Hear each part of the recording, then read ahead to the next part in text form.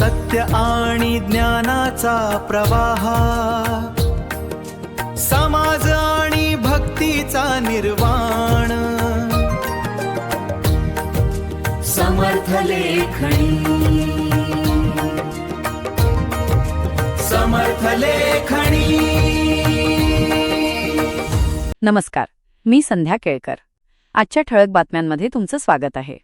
करमाळा तालुक्यातील खांबेवाडी येथून एक भक्तिमय बातमी समोर येत आहे.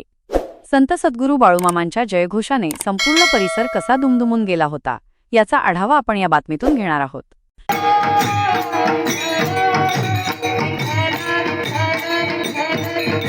भक्ती, शक्ती आणि विरक्तीचा संगम जिथे पाहायला मिळतो ते ठिकाण म्हणजे करमाळा तालुका. आमचे सहसंपादक अविनाश जोशी यांनी दिलेल्या वृत्तानुसार करमाळा तालुक्यातील खांबेवाडी येथील श्री संत सद्गुरू बाळूमामा देवालयात अमावस्येनिमित्त एका भव्य सोहळ्याचे आयोजन करण्यात आले होते.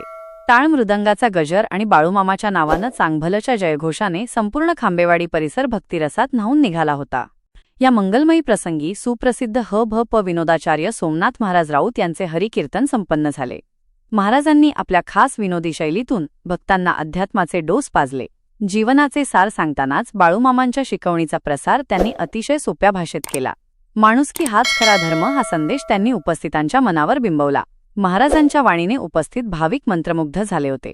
या सोहळ्याची शोभा वाढवण्यासाठी अनेक मान्यवर उपस्थित होते.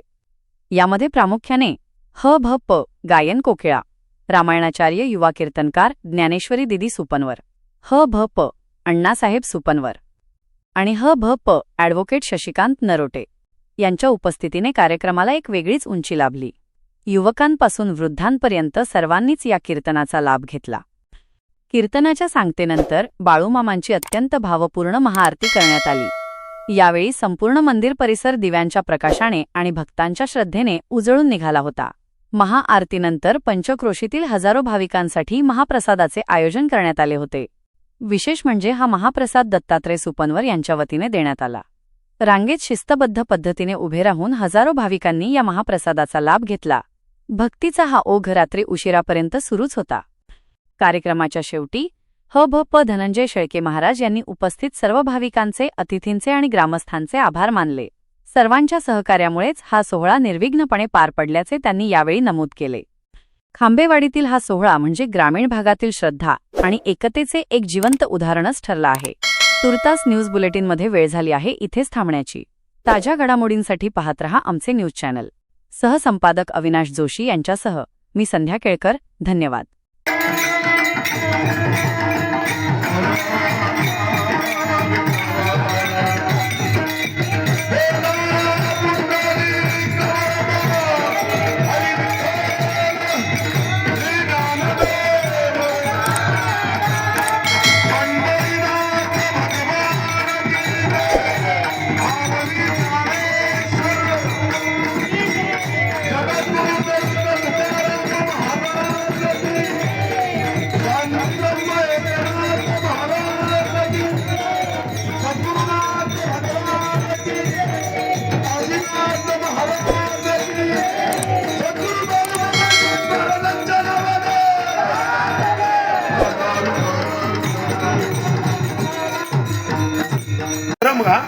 नामदेव जनाबाई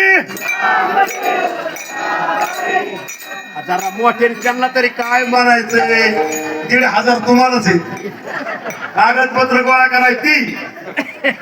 पण त्यांना दिलं असतं तर त्यांनी त्याला मिठाला घातलंच नसतं. इकडे जाऊ दे, महिलांना दिलं सरकारने ती तरी बरे. तर तुम्हाला सुद्धा महाराज दोन होईल चालू असं म्हणा.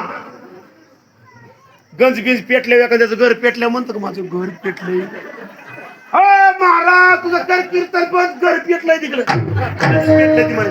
तसं महाराज ही पेटलंय घर पेटल्यासारखं. असं जर तुम्ही सांगा, जास्त रडलेलं पोरग आई उचलून घेतली का मुळू मुळू रडलेलं दमादनी.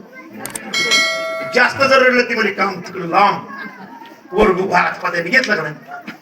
तसं महाराज आपण मोठ्याने जर म्हणलं तर ते बाळूमामा आपल्याला पदरात घेईल असं म्हणा. हा नामदेव जनाबाई मागच्या हो थांबा मागच्या घडी तुम्हाला जरी म्हणा, कारण ही म्हणण्याने आपले सुद्धा पाप जाईल निघून, पुण्यवंत व्हावे आणि घेता सज्जनाची नावे. हा ना